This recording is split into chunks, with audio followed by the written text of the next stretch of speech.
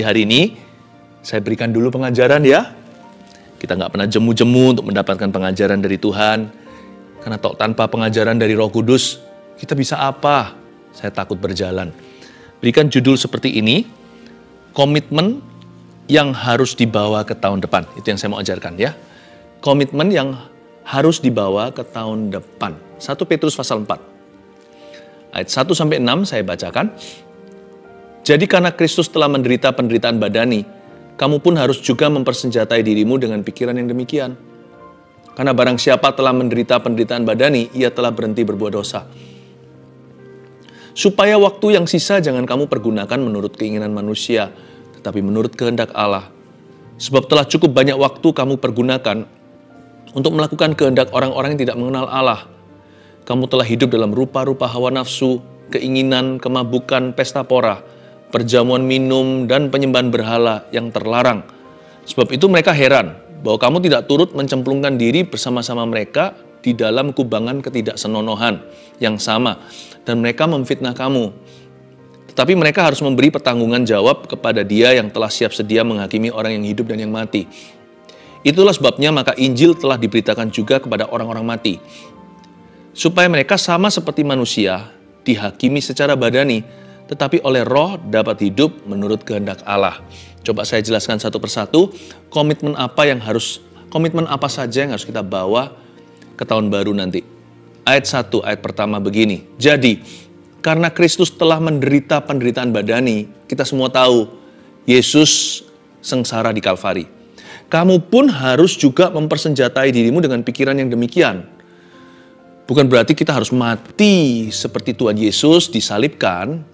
Ini maksudnya salib pribadi.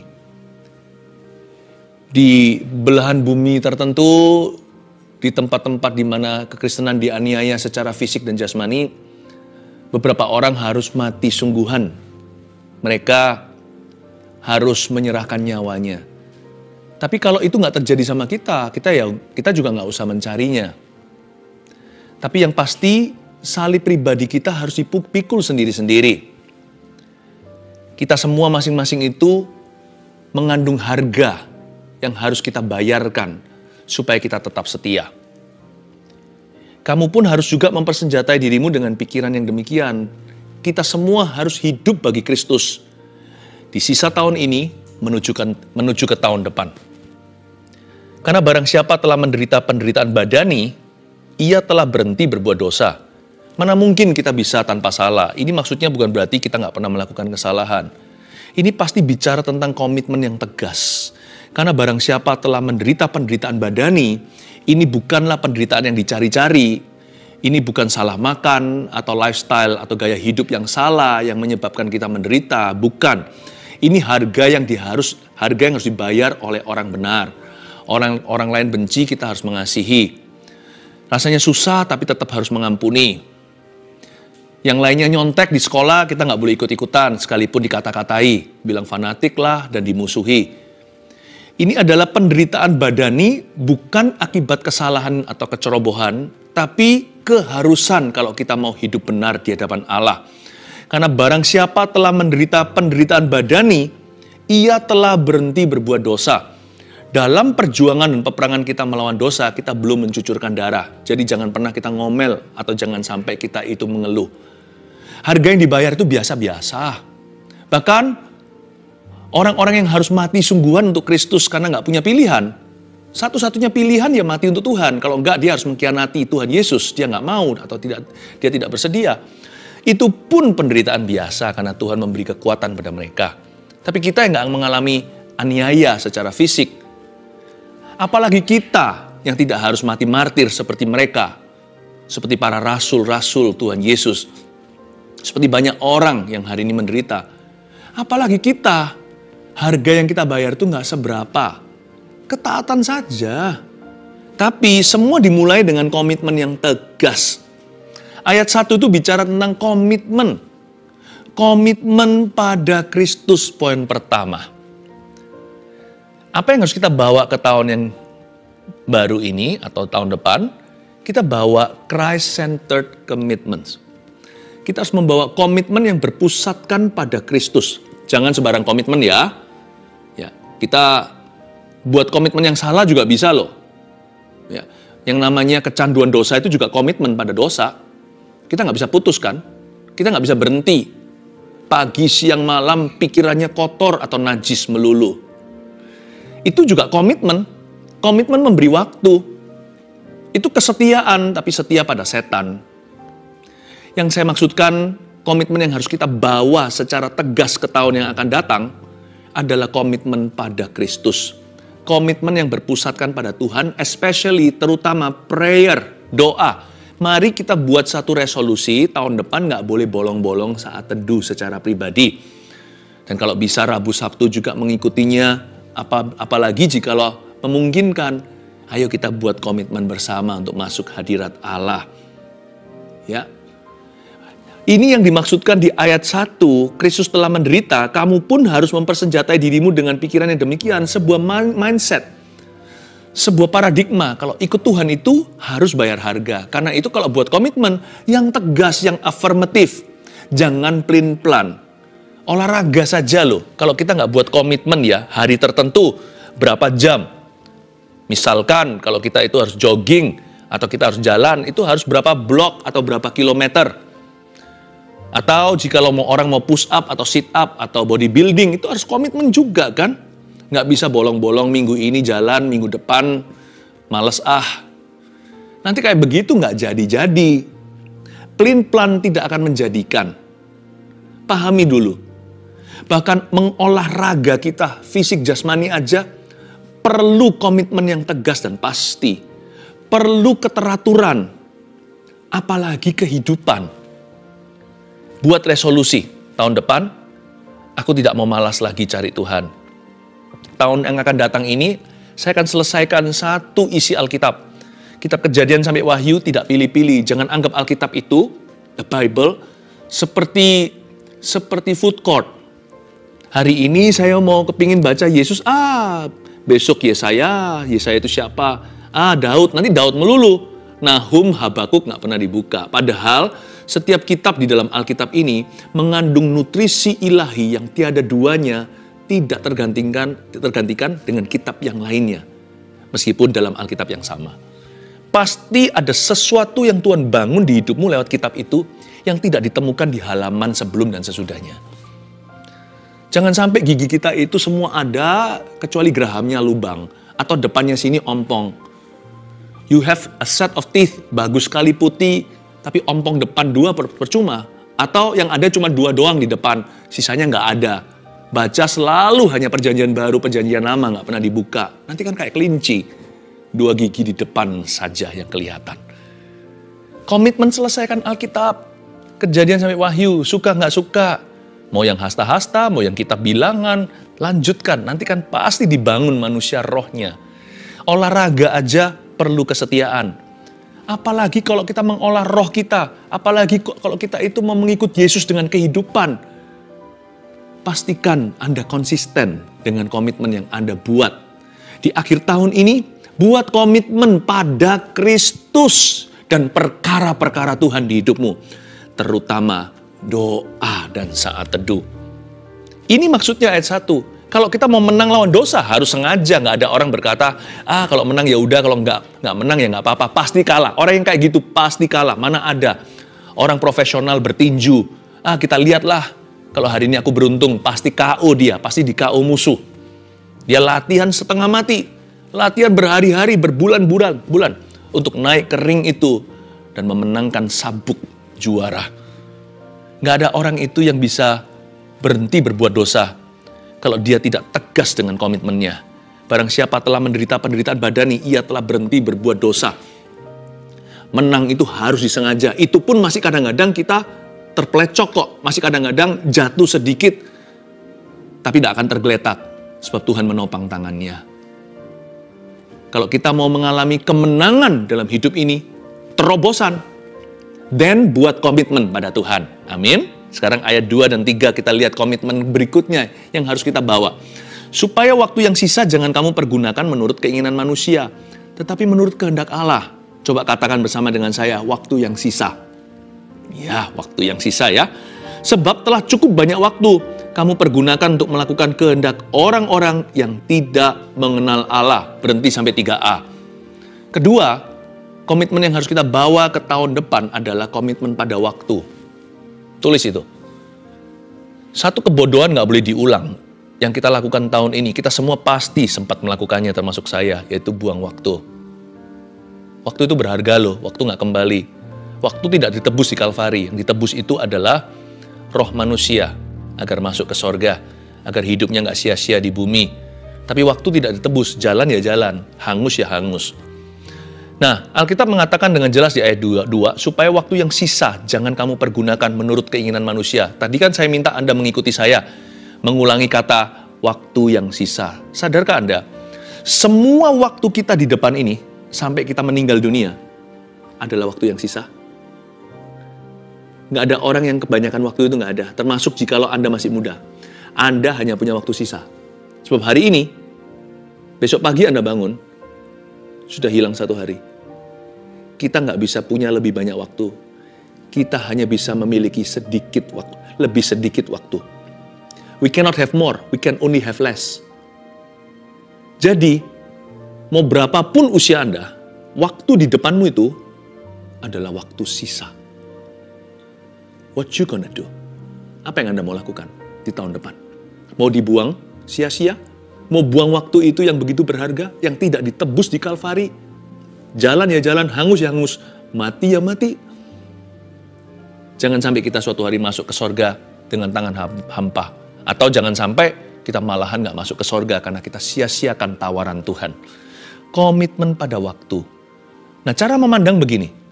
Sebelum kita komitmen untuk mempergunakan waktu kita dengan bijaksana, karena hari-hari ini adalah hari-hari yang jahat atau hari-hari yang gila.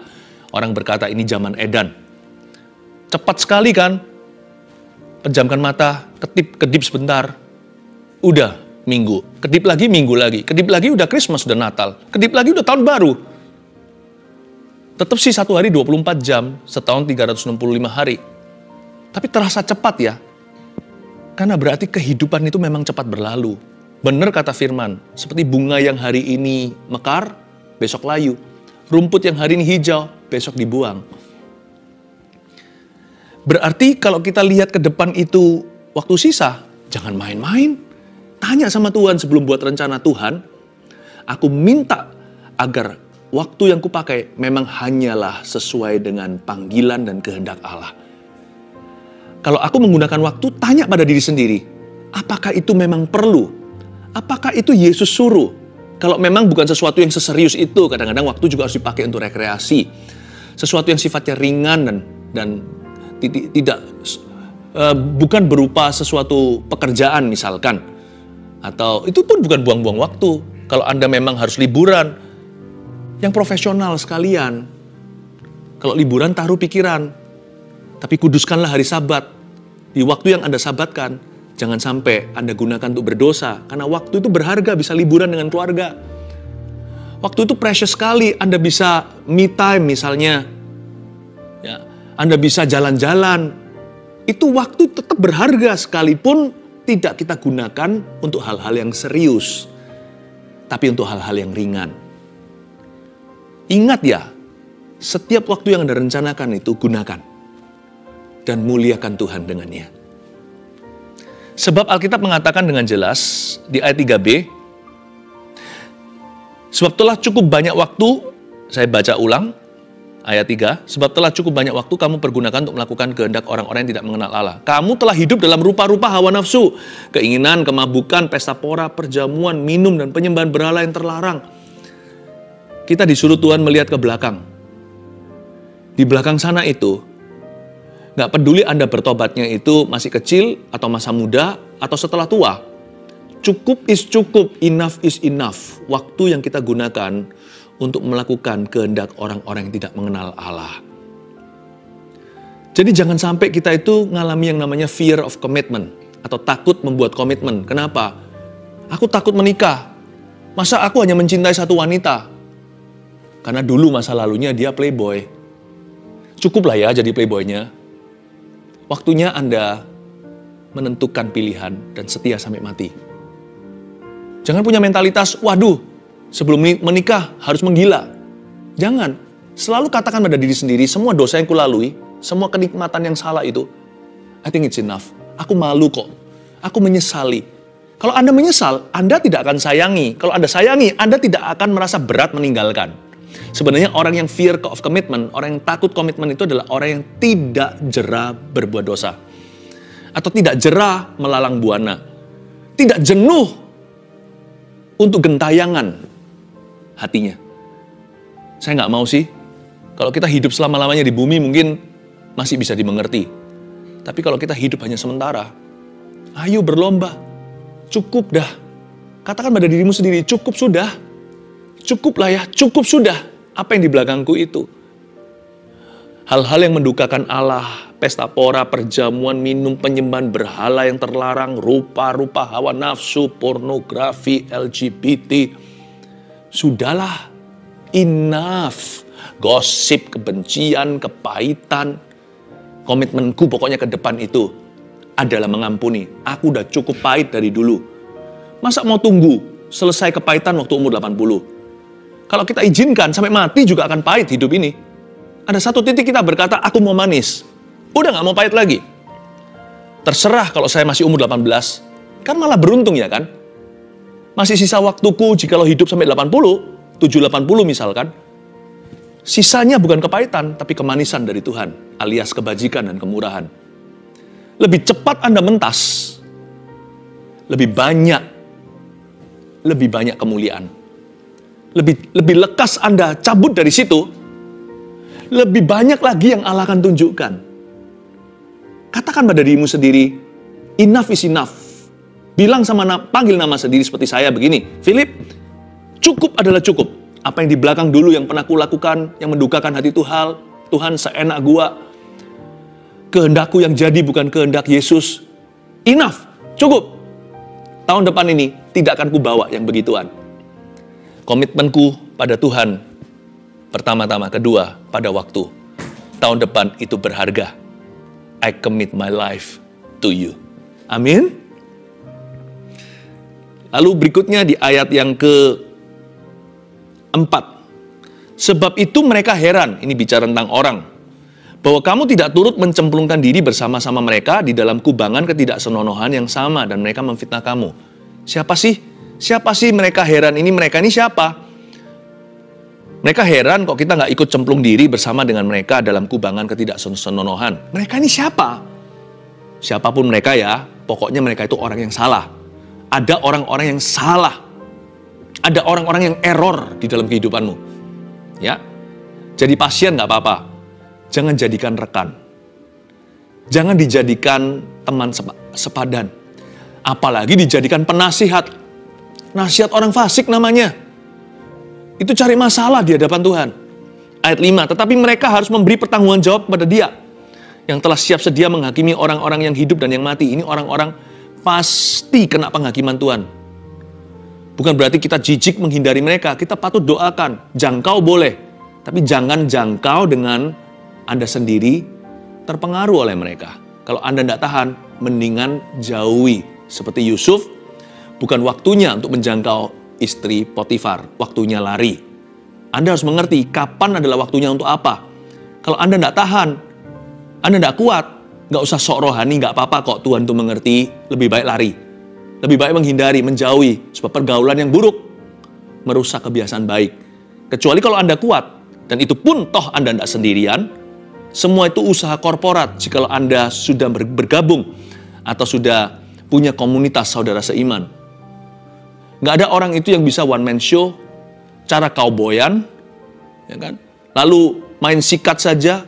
Saya aja kemana-mana diutus oleh gereja. Saya pergi kemana-mana, istri saya tahu. Keluarga saya beritahu.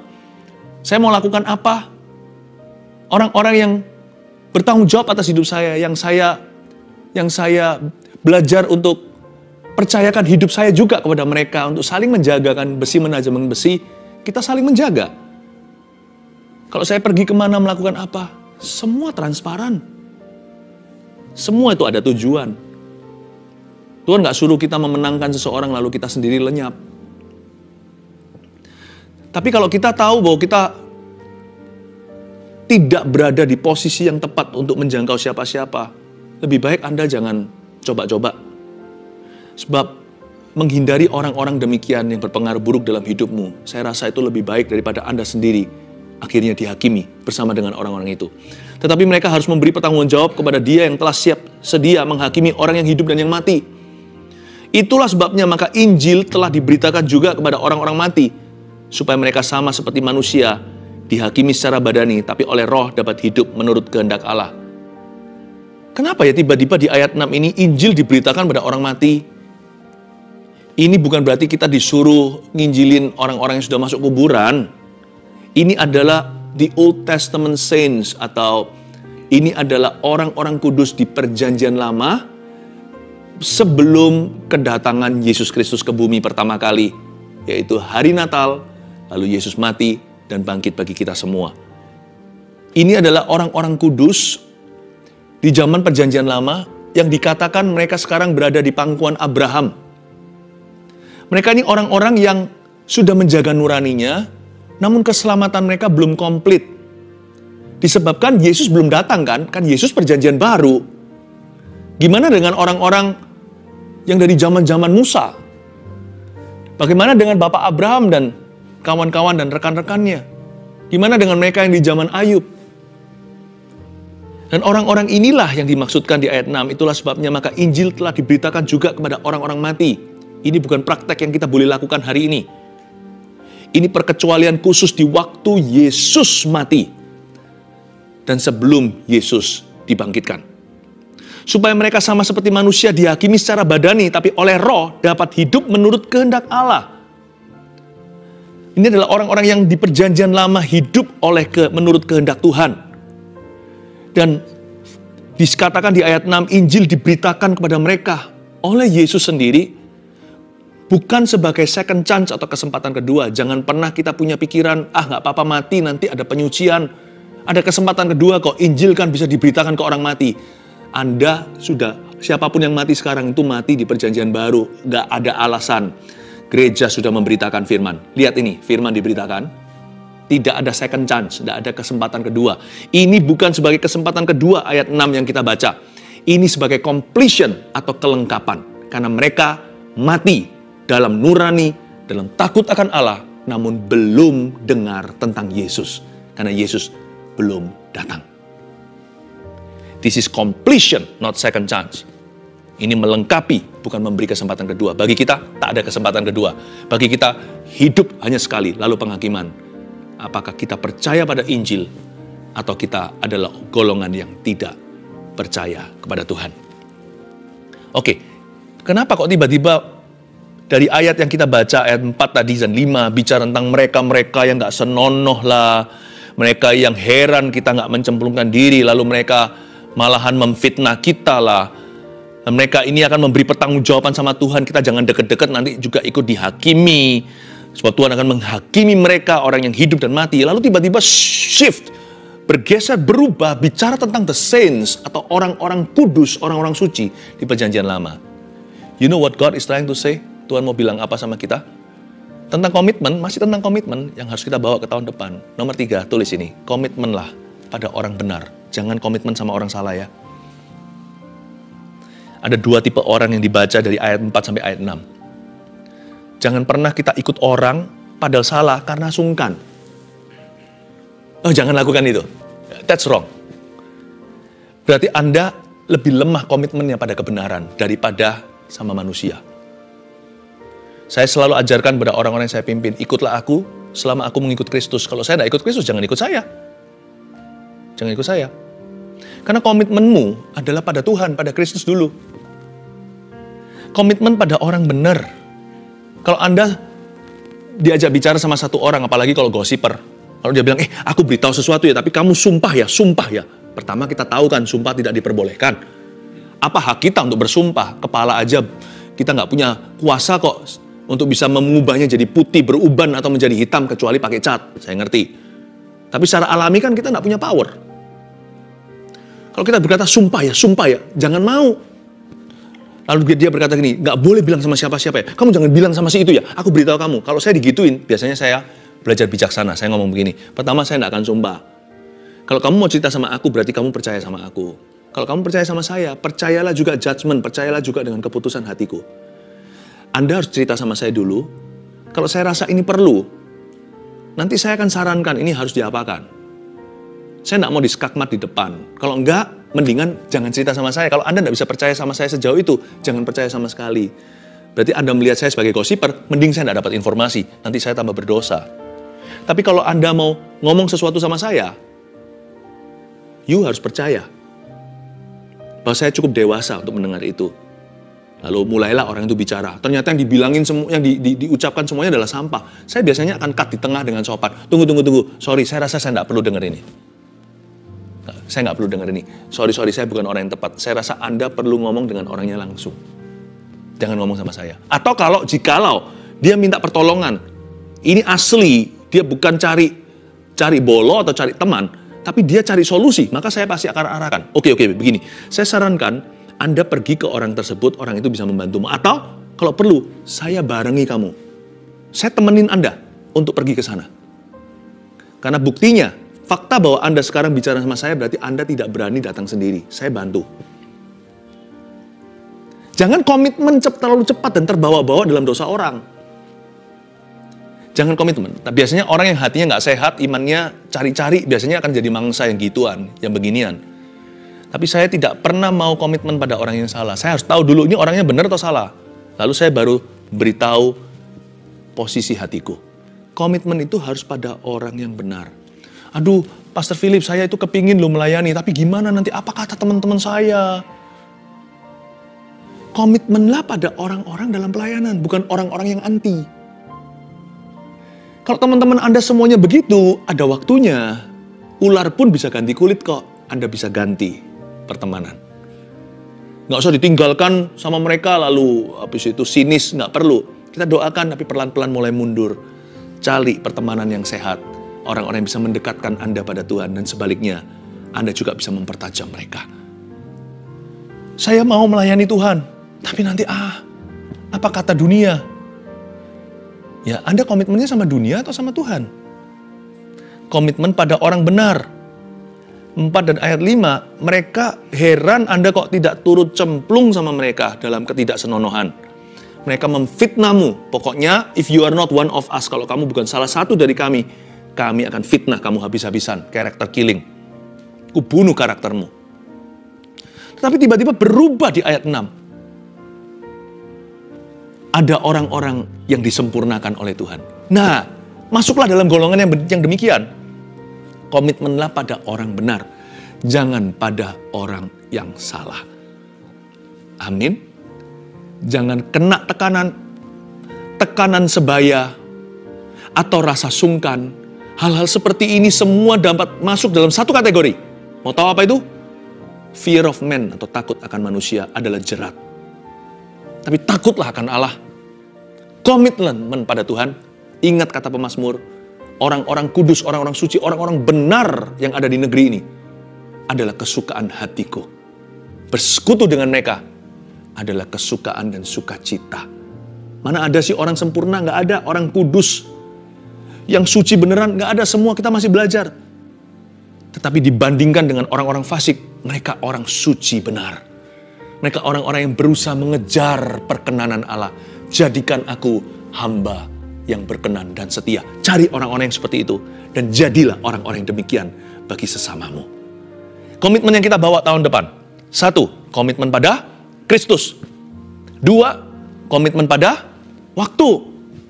3, komitmen pada orang benar, bukan orang yang salah.